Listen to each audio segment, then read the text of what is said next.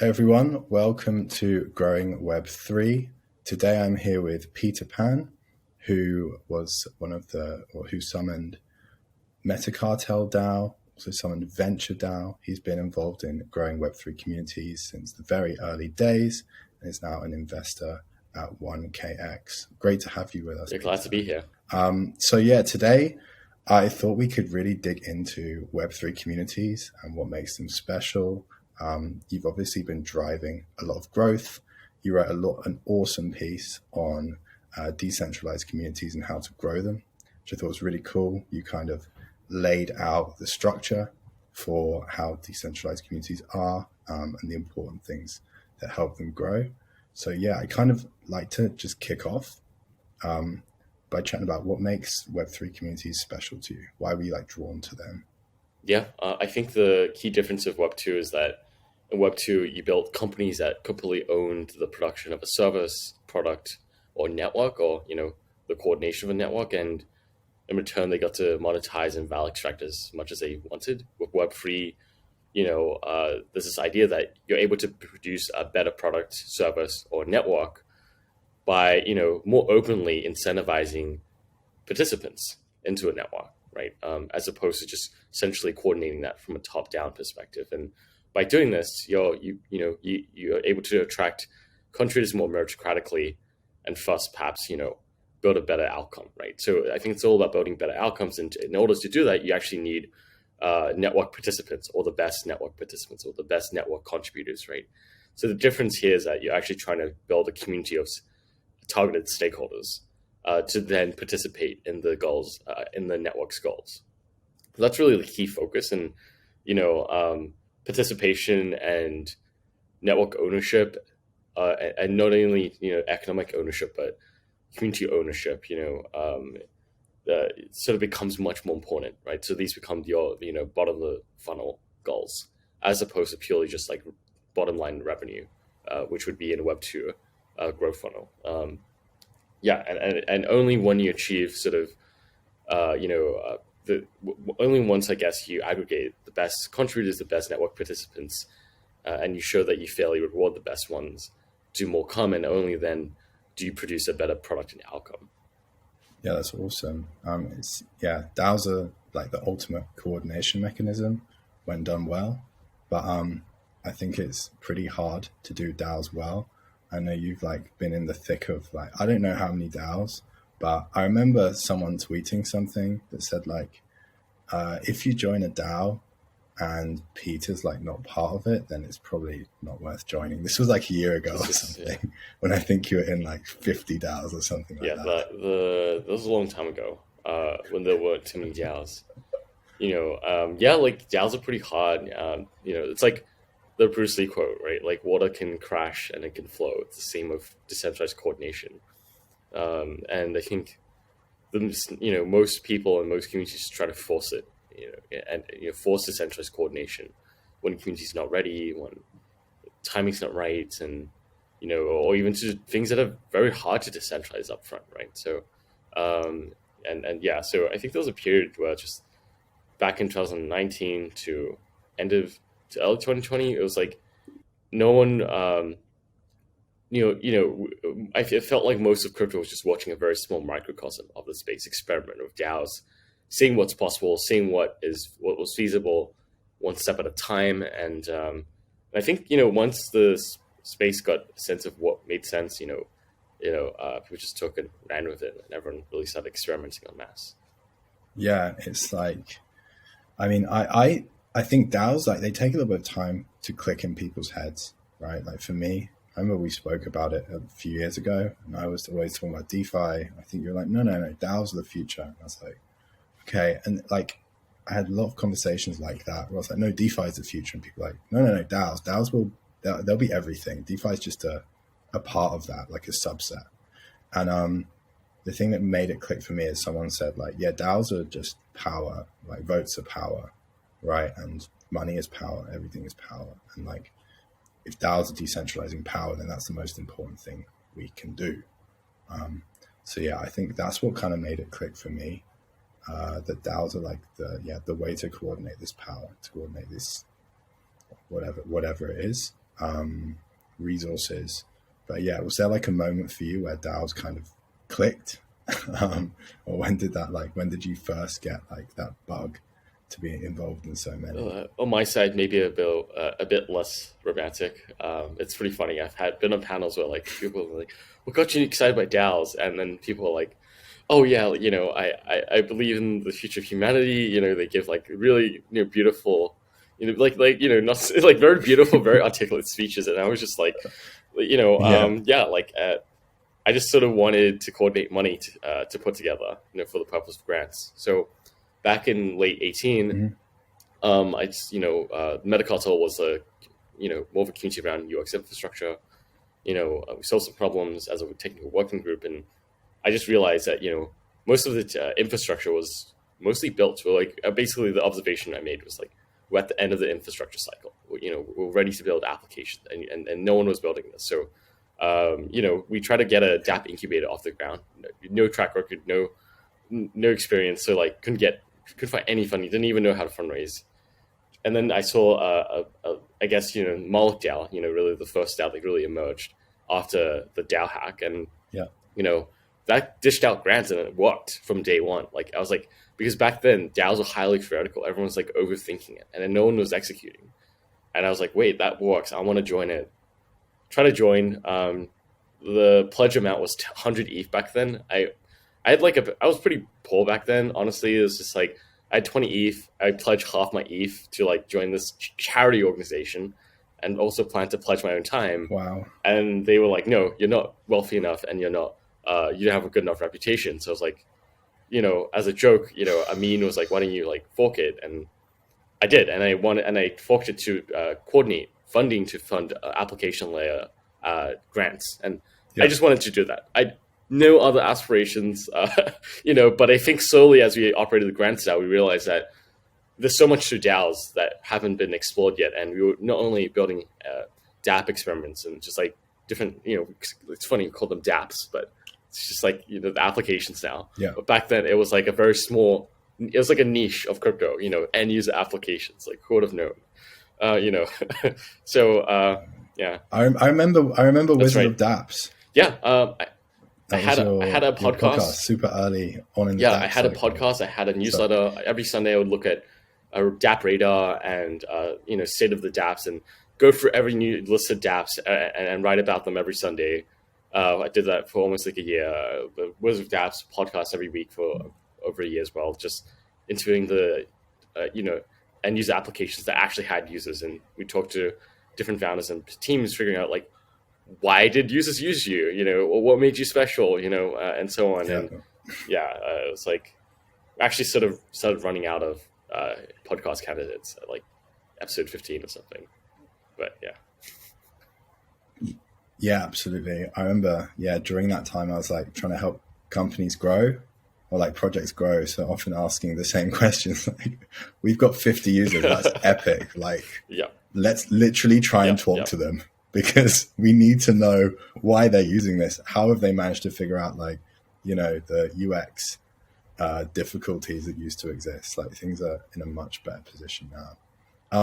I think just going back to the post you wrote on the growing decentralized communities, I think one thing which was super powerful for me was you took the marketing, the standard digital marketing funnel, which is awareness, activation.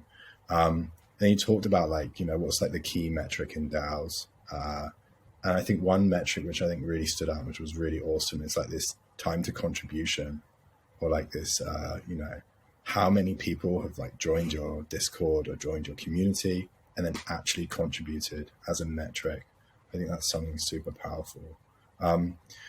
Yeah, I think I would describe that as a coordination metric, right? So I think that my thinking's sort of definitely become clearer since I've written that post, and I would say that all DAOs, the top line metric should be around building a better product, service, or network. That is the bottom line. That's what should matter, and that is what will enable these Web3 networks to compete against Web2 ones, and create better, fairer systems, right? So I don't think we can ever let go of actual business goals, right? I think that the difference is that we have those goals, but how we get there is ultimately very, very different, right? It's through ownership, and then that's where like time to contribution fits into it, and less so how much contribution, like how involved. I think what matters less is actually how involved people are, and more so the output of of an organization, how resourceful it is, how effective, how efficient it is. Yeah, absolutely. No, that's a really interesting way of thinking of it. Because, I think right now people launch DAOs with a mission, but often their missions aren't really long-term aligned with potentially, creating a successful business or a successful product or service, which I think, should always be the end goal. That's a really interesting way to think about it. So we've seen a lot of DAOs grow pretty quickly, like some overnight, like Constitution DAO. I think that was like 2 weeks. To coordinate on like one specific problem. And then we see a lot of DAOs that, as you said, like they have a more of a long-term goal to support a product or service. What I was going to try and dig into, what do you think are some of like the challenges around growing a DAO in like this current landscape, which is pretty, attention's pretty scarce at the moment. I think that's for sure. Yeah. I think that generally speaking, people have too big of a scope, or expecting too much of the DAOs without, focusing, like, without actually building up an organization. So basically, you can build up a DAO without actually having a DAO. Like, surprise, they're just organizations. Mm-hmm. So I think, generally speaking, DAOs work better the smaller the scope, like they have, the smaller and more focused the scope is. It's harder to coordinate the larger the scope because, I think that the DAOs so far have just like been pretty monolithic.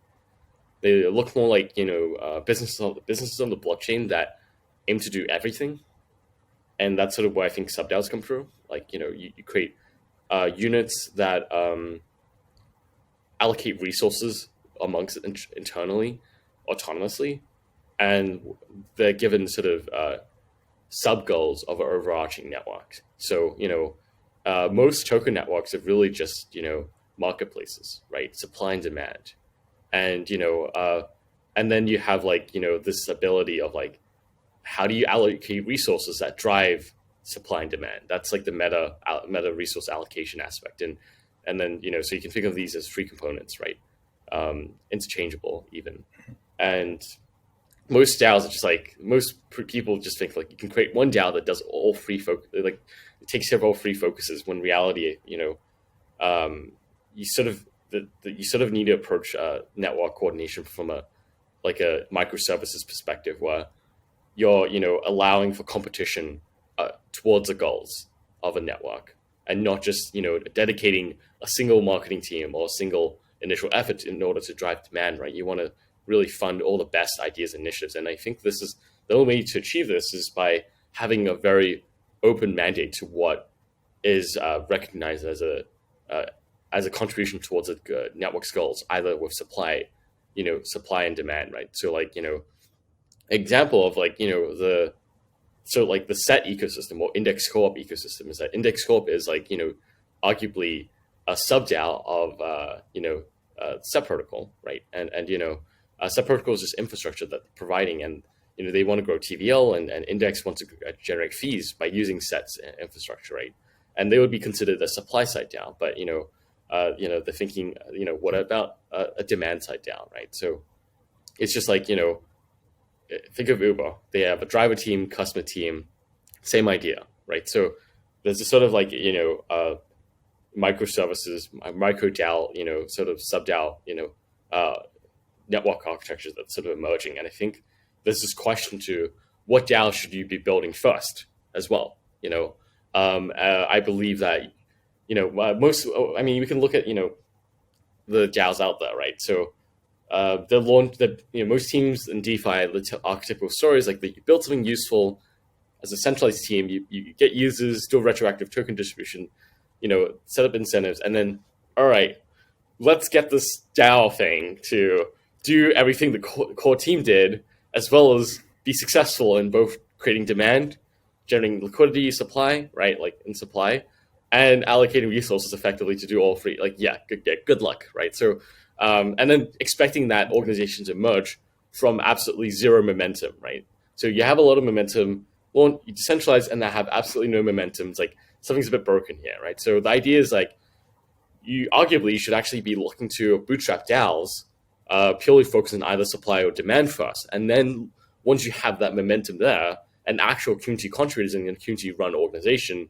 then look to launch the meta resource allocation DAO afterwards, right? And DAO, like larger overarching meta DAOs, right? Like resource allocation DAOs could even share, ownership over sub DAOs as well. The horizontally sort of, like they have this like horizontally integration, like mobility and integration ability across this ecosystem, right? So might even be multiple DAOs combining to launch like a biz dev, task force, right? Or a decentralized customer support group, right? Yeah. And many other, task forces or sub DAOs, etc. Right? Yeah. Yeah, I think there's like a lot of business people on Twitter who are like jumping onto the DAO trend and, trying to bring in all these like old school business processes, which they're just like, why don't we create like mini teams for this and this and this? And it's like, yeah, it's not really how it is. You have to first think of the bigger picture, I think. And then, I think another thing which a lot of people find difficult with DAOs is how do you incentivize everyone effectively? Like, I think that's like a jump I'm seeing with like fairly new people to the space coming in. They like join a DAO or they join a Discord that, has a DAO element, and it's a bit overwhelming for them. It's like there's so much information, there's so much happening. Maybe they contribute something somewhere, but then they don't really see themselves in like the wider structure or don't really understand. So I was wondering if you have any groups, DAOs, communities you would recommend for like new people to the space to just jump into, explore, ask some questions.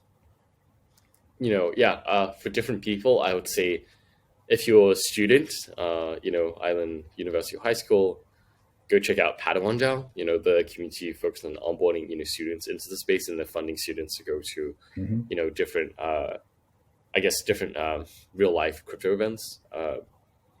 There's, Metagamma Delta, a community focused on, promoting women-led projects in space, onboarding people, women from just like complete zero to, I guess, Web3 hero, right? I would say that aside from these small, focused communities, I would say Gitcoin Kernel is a great place to go as well. I would say Raid Guild, it's a developer agency. They, a DAO-run developer agency.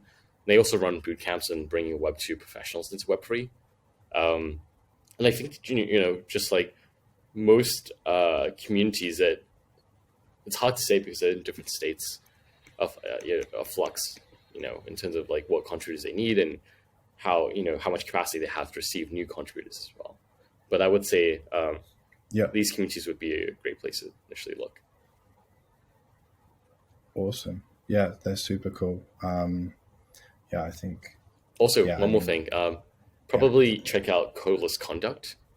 It's a hackathon. Okay. We're running a hackathon series we're running with 1KX, where it's a hackathon purely focused on non-technical contributions to the space.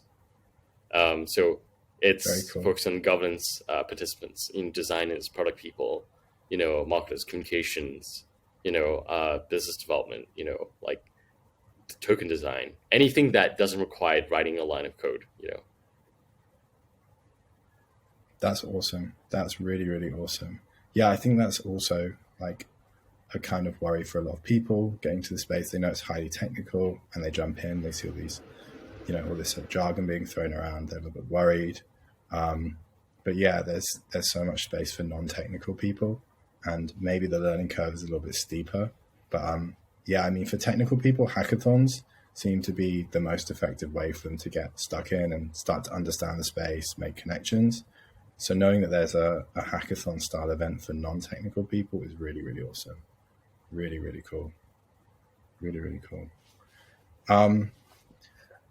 Kind of overlapping question from what we spoke about previously with like the challenges around DAOs, right? What advice would you give to new founders? I know you already mentioned like you have to keep scope specific when you're launching a DAO.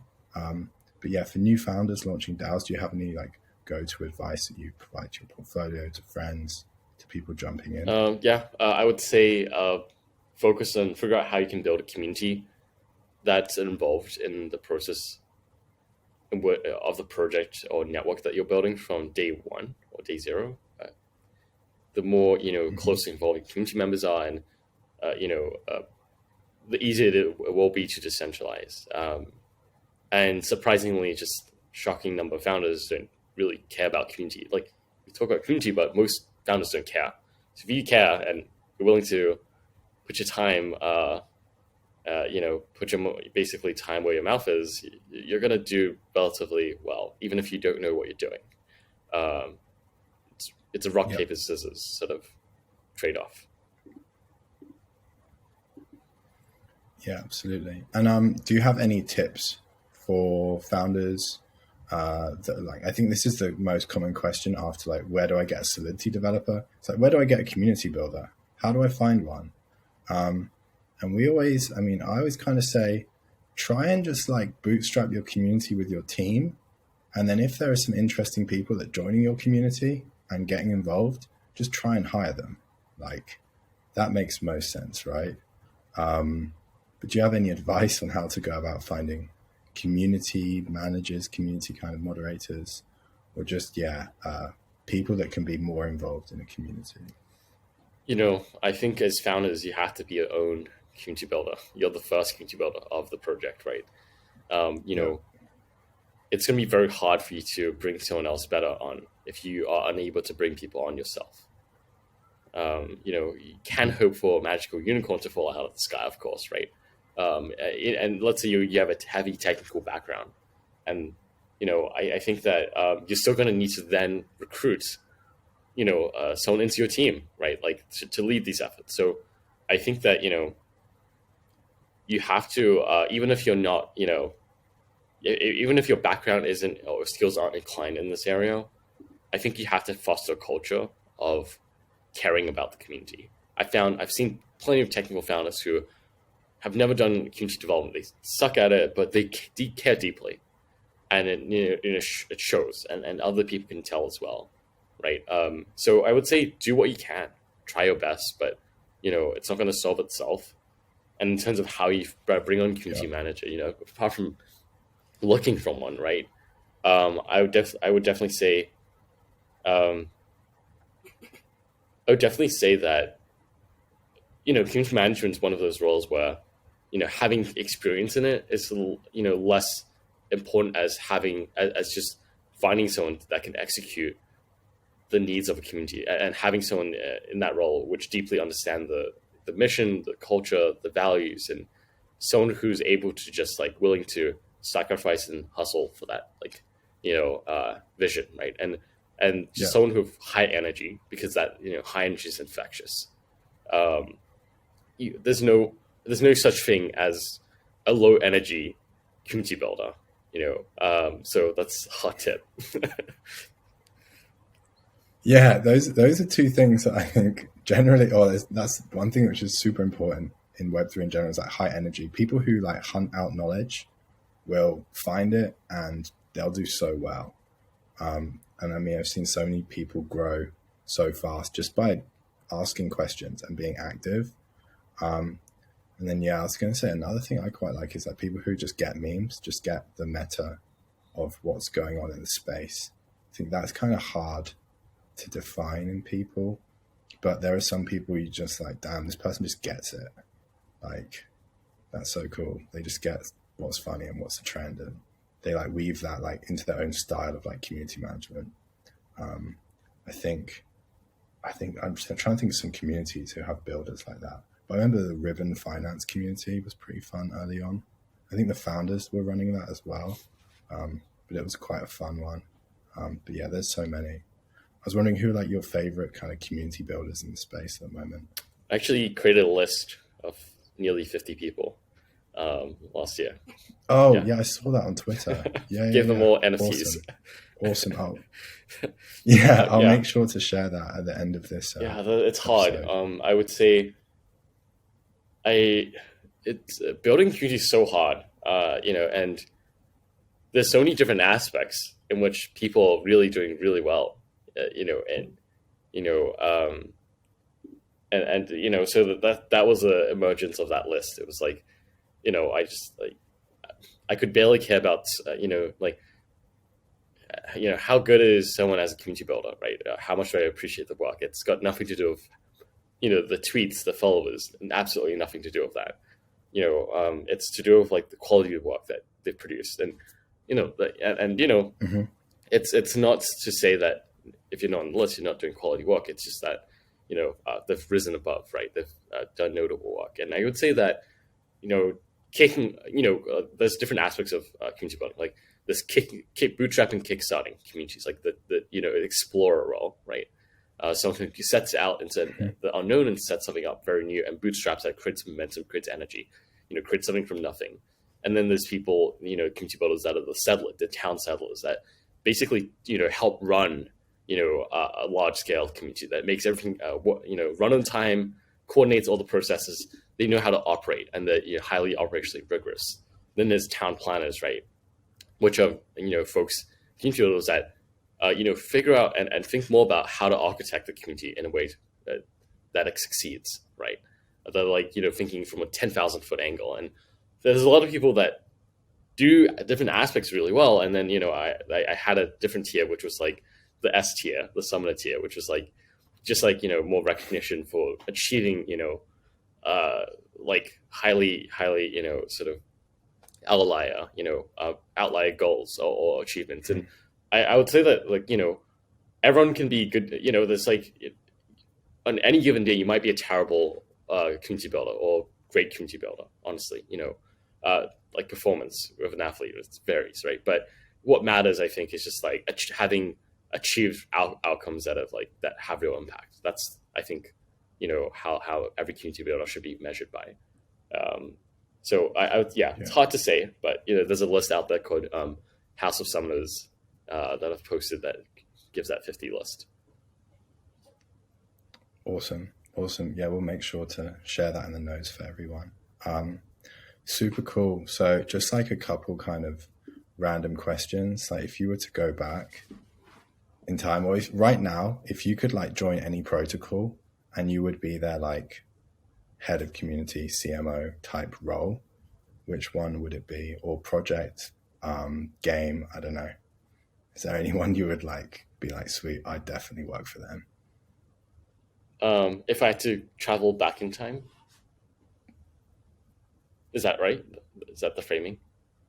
Yeah, or I guess one you could jump into. Yeah, I wouldn't change our history. You never know what emerges, right? I've complete ADHD, so I'm of like, out of the different community builder archetypes, I'm of the explorer, where I'm able to just like bootstrap things, but like then I bring others in to like run the community. That's sort of been my pattern of operation. So it lends myself better to like a more overarching ecosystem role. Like even I would say that I might even have too much ADHD for community builder. Like for very good like head of community. I'm not so focused here. Distracted by too many things. That's why I'm like investing and heavily enjoying that.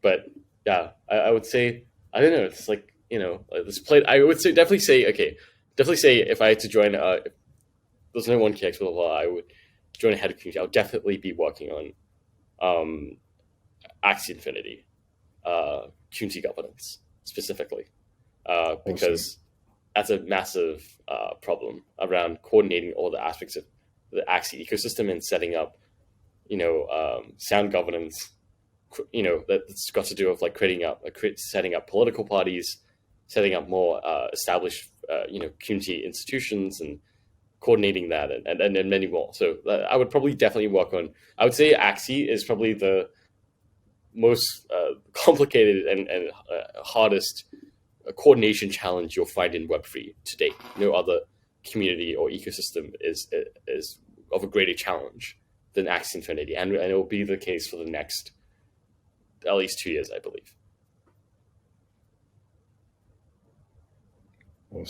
Awesome. That's super cool. Yeah, I think we can close it off there. Thank you so much for your time and your thoughts. That was awesome. And looking forward to keeping up. If people want to follow you, keep up with you, what's the best way to do that? You can say Twitter, but Twitter, usually is great. Tweeting at me is actually much better than DMing me, surprisingly, these days. The Nice. DMs it's just, it's like, it frightens me to go in there nowadays. Just so much backlog of things I need to get to. And then if you can figure out what my Telegram is where I'm on 24/7. Awesome. Thanks so much. Really great to chat. Awesome. Appreciate it. Cheers. Take care.